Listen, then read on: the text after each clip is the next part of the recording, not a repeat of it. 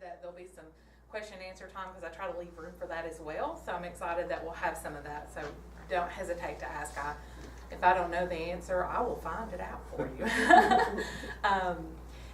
And just to kind of give you that small background spiel, the Haven of Hope started in 1985, and it was basically just a battered women's shelter at that time.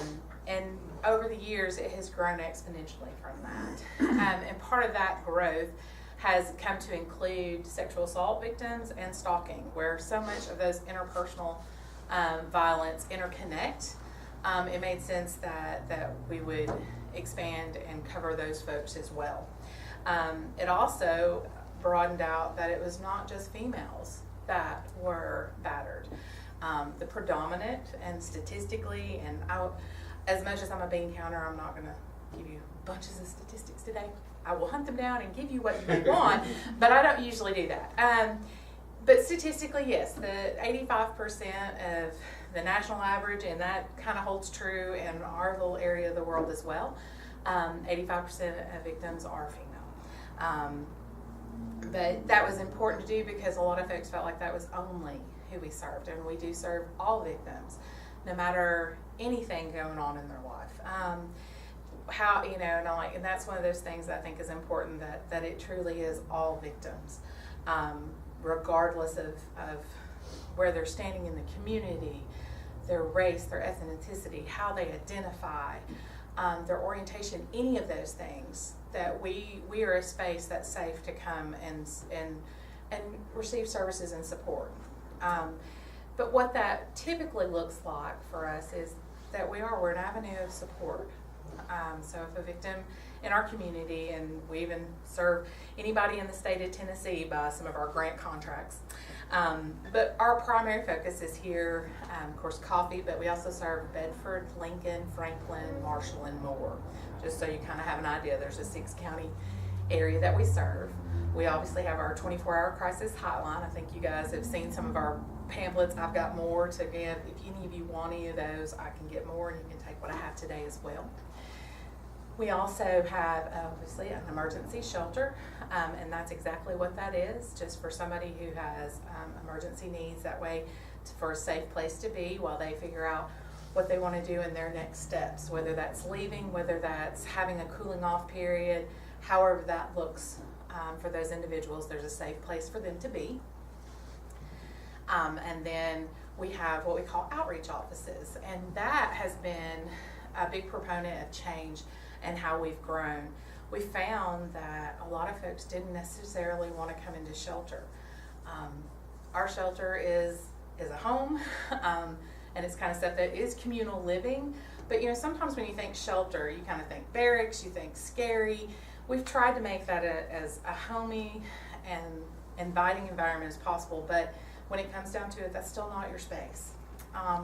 And so we found over the years that folks would prefer to stay with supportive family or friends, and do some other things like that, but they still needed services. And that's how outreach offices began. And those outreach offices open up for people to come in and sit down and just share what's going on in their life, to find out what their options and rights are, to, it's just an avenue of just to figure out, well, what is available to me? Am I alone in this? And to share those kinds of things. So that's really where those came from. It also kind of helped to where we could help folks before they got to that crisis stage. So safety planning is one of the main things. If somebody walks in, we want to be safe, whether that's safe in staying, safe in leaving, safe working towards that goal, whatever that is for the individual in front of us. And so I'm walking through with that. And so it also looks like, if they do have to go through the court system, whether they want to, there's criminal charges involved and they don't understand that system, then we're an avenue of support. We're not attorneys, but we'll advocate for them.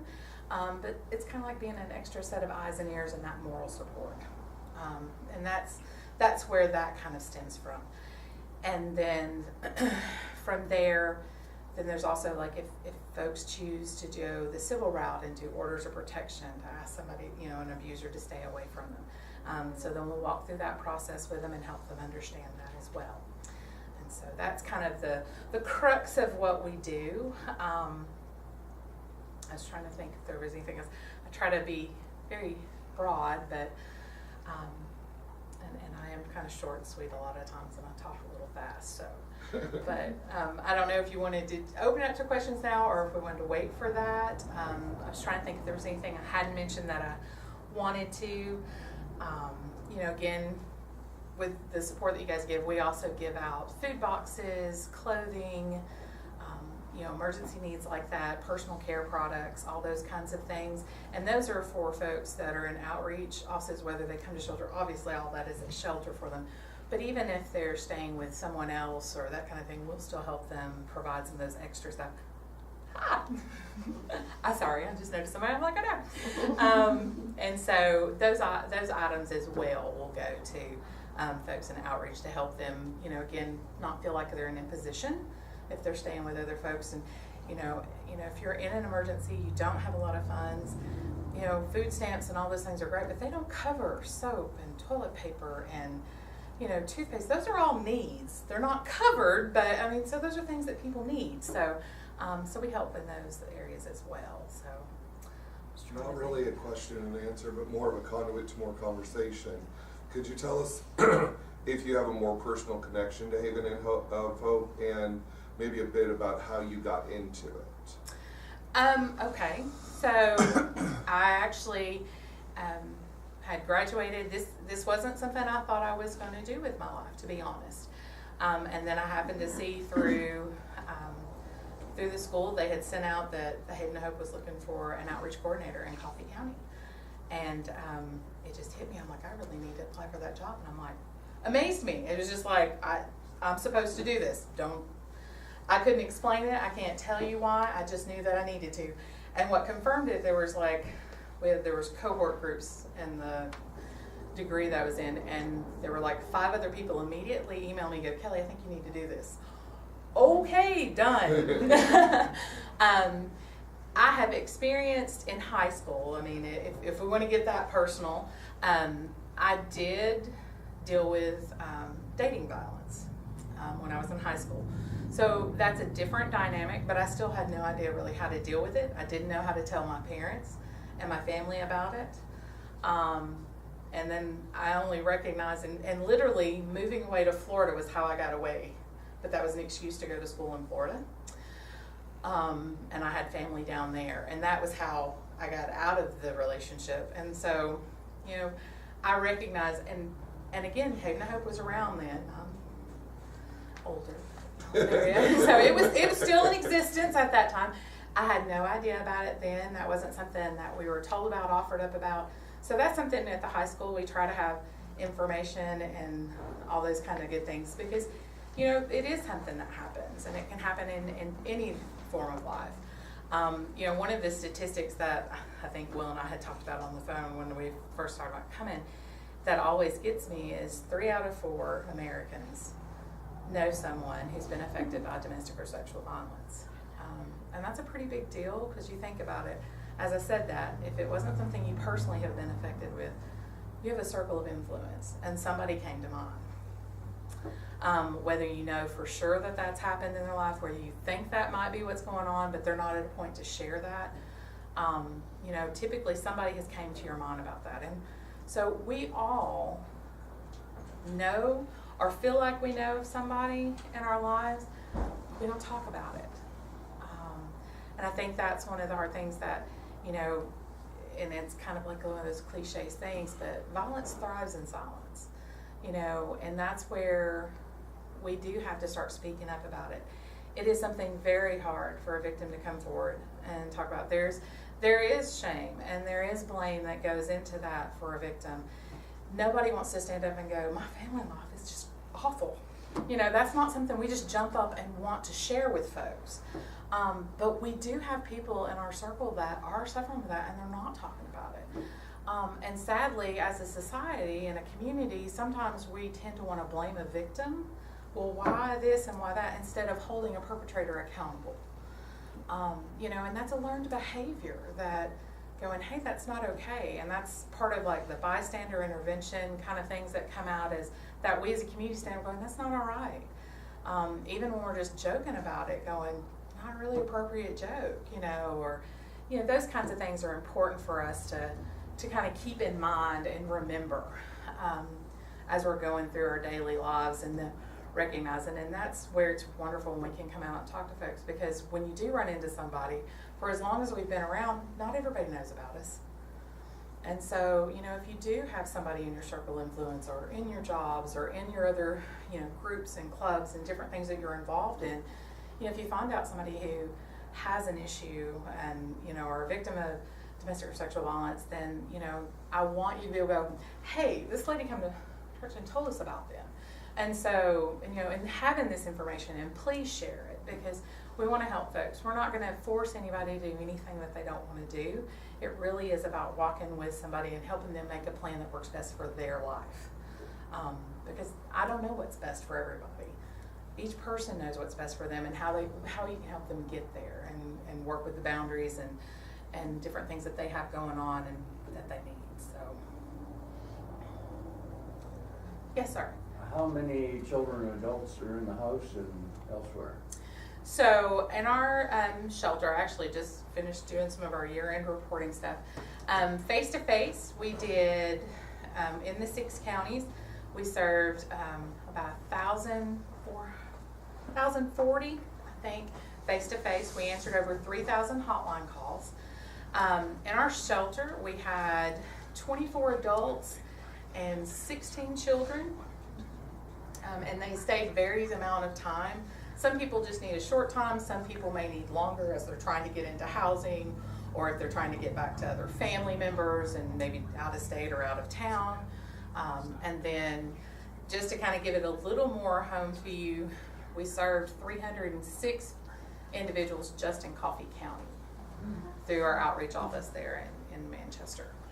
And so, you know, that's, and sadly, statistically, that's not even scratching the surface of how many. Yes, sir. Is this part of a national organization of similar things? Or? So the Haven of Hope is its own nonprofit, single this.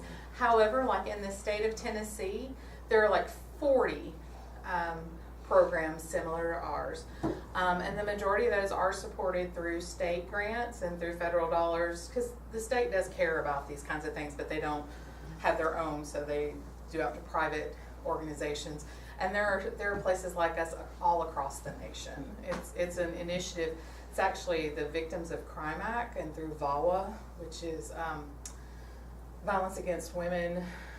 I forgot what the other A stands for. So you may see those kind of things pop up on TV, and through a federal level, those monies go through all the states to help fund and support what we do, and all across the state and across the nation.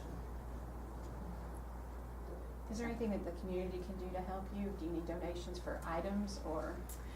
And that or we does do. the grant cover it? Well, you know what, and it is. Those grants that I was talking about, they require a 20% match from the community, and so that can come in the thing of funds. It can come in the form of, you know, we always can use items for our food pantry. Always. I've never got a time where that's not needed. You know, and we have a Facebook page, and I throw up wish list things, you know, proteins and canned vegetables and, you know, breakfast foods, those kinds of things. We also do waters and snacks for when folks have to go to court, and that court day may last all day long on them. So for them to have things like that, or if they're traveling, then we'll set them up, you know, again, whatever we do to stretch their dollars further. You know, we use sheets and towels and all those kinds of things, clothing, different, you know, all kinds of different sizes. So you know, it's, if you can use it, our clients can use it. I mean, that's kind of how that works. Are you connected to Haven of Hope in some way, or one of those where they provide food, excess food, and that sort of thing? Like, Am I connected to? I'm sorry. That's okay. Second Harvest, I'm sorry. No, that's okay. I was like, I am connected to Haven. And I'm like, I'm missing what he's asking. Second Harvest, we do not participate particularly in Second Harvest. We actually partner up with, you were talking about First Baptist Church, they do that. So they'll always let us know, you know, like when they have one coming up. There are some guidelines and stuff that are a little hard for as a shelter for us to hook up and do Second Harvest individually. And it's also cost money. So that's something grants not necessarily want to pay for in that regard. So we have to do it a little different, but usually all of our area churches, when they have a second harvest, they let us know, hey, do you need a voucher for anybody in community? And so we can kind of, and that's one of the things we do too, is to help folks. We can't provide everything for everybody. That's just not feasible. But part of what we do is kind of learn what's available in the community so folks know. And that's like a level of community support behind a victim, not just one place or one person. They know that the community cares. So, and we've got a lot of great social service agencies and help here in our area. And so that's a really good thing for us doing. So we make sure folks know there's lots of different places that can help. And for anybody who's curious, I have gone ahead and put a connection to Haven of Hope, a Facebook page, on our Facebook page. So you can go to Unitarian Universalist Church in Tullahoma, and you can find out more about Haven of Hope as well. You had it. I think she was trying, so I'm going to go. Then I'll get right through. Yes, ma'am. It's okay. Okay, so you talked about violence and helping support women that have been, had violence inflicted on them. What about like emotional abuse of sorts? Do you support women who have been through that as well? Or is it Absolutely. just No, it is. And that, physical? I think sometimes we get lumped in on that, but yes. Yeah. And we do crisis counseling within that, in the areas of domestic violence and sexual assault. So they can come in, they can call and speak to advocates. Sometimes you just need to talk about it. Whether you're ready to do anything else about it, you just need to call and talk about it. And so that is an area of support. And then we also, we write for foundation grants that help pay for licensed counseling as well. So if somebody just needed extra, then that maybe has, because let's face it, we're all, I look at it this way, we all have like plates that we're balancing everything on, and sometimes our plates tip, right? And it may be one thing that tipped it, but we got a whole lot of stuff going on. And so that's kind of how we look at doing the counseling for folks too. You got a whole lot of things going on. There may be lots of trauma from the past, not just here, in different areas. And so this gives an opportunity for folks to go and work through all of that. And then we pay for it, just to kind of help within that. Of course, can't pay for it forever, which is a bummer, but we try to contract out with the counselors who will work with folks even after what we can do. And we can do up to like 15, 16 different sessions. And then a lot of times I can work more than. So I'm just keep writing grants to do that. Yes, sir, ma'am. Oh, yes. Yes, I didn't want to forget you. It's okay. Got me. Okay. Yes, sir. Obviously, you need volunteers. Talk a little bit about how you use volunteers. So we use volunteers in a lot of different ways. Direct service volunteers, that takes a considerable amount more time of training, that if somebody is interested in doing that. So one of the things that we've been looking for and needing are what we call sexual assault advocates to go with folks to the hospital when they're having to get a rape exam. So they have an advocate available and that kind of thing. That's one of our biggest needs on the direct client service side. On the other side, we have groups and individuals who will fundraise for us, and it may be doing canned food drives. Maintenance is always an issue, and helping fill newsletters, and we have all kinds of different things like that, and just helping work around different things. I have gutters that need help. We need to move furniture. I'm not as young as I used to be, so moving furniture is not as easy as it used to be. So there's lots of different things like that. We're to a point now that the house is getting to be a little outdated, and fresh coats of paint and doing some of that kind of things. Those are always useful. So there's, if you got a heart for something, I bet I got a need. So, yes, That's ma'am. quotable. Do you work with any victims of sexual trafficking? So we have some over the years, not necessarily that, it's not a specialty that we work with. There are some groups that do that very, very well. And for us to be on the conduit, I don't know that folks identify as victims of sexual trafficking. I have a feeling that we've served more than we realize. It's not something we just out and out ask. They're a victim of sexual assault, that's enough for process, and we just move forward. Sometimes we have found later, as you've worked with them, that this is probably where they're at, but and try to work for some resources on that. But I don't have a lot of folks that just walk up and say that's what their victimization is. But a lot of times people. Well, I was thinking with the sheriff's department, because I know Manchester being on the interstate with a lot of motel rooms. Well, and they talk about that Manchester is a conduit again with the 4 Right. exits and there are the hotels right there and those kinds of things. I do not see as much of that as I think that's probably going on, if we're going to be real honest about it. Yes, ma'am. What about safety for people, for women who come, and men too, that come to your shelter that are afraid that their perpetrator is going to? Find them? Yes. So again, we try to, we're in a small community. And there are folks, we try to limit how many people outside of immediate need know where the shelter is. And it is an area that we try to keep confidential, and that we ask folks that come in that they keep it confidential. But occasionally, again, statistically it takes 6 to 8 times for a victim to leave, so they may tell their abuser. But they may need to go away, they may need safety again. So just because they're not safe with us, those 40 other things, we'll call them up and go, hey, I've got somebody, they're not going to be safe in our shelter because their abuser knows where that's at, and then we work towards help getting them to that other shelter if that's what they need. So how many shelters are there in this county? In this Service county? Okay, in our service county, we have 1 shelter that serves the 6 counties. That's been there for some time. Yes, sir, it has. Yes, sir. How long have you been with them? I have been there 13 years now. So I started out as the outreach coordinator in Coffee County, and then I went to Bedford County. So I've worked in like 4 of our 6 on a full-time basis. And then I moved over into the program director and then executive director several years ago. Yes, sir. So you keep the location of the shelter more or less confidential to protect? It protect clients and staff that work out there too, but it is to help protect clients. Because again, if their abuser knows where shelter is, then you don't feel very safe. Right. And we work with law enforcement. They patrol extra for us and those kinds of things as well. But we do our very best to keep it as confidential as possible for a place that people come and go.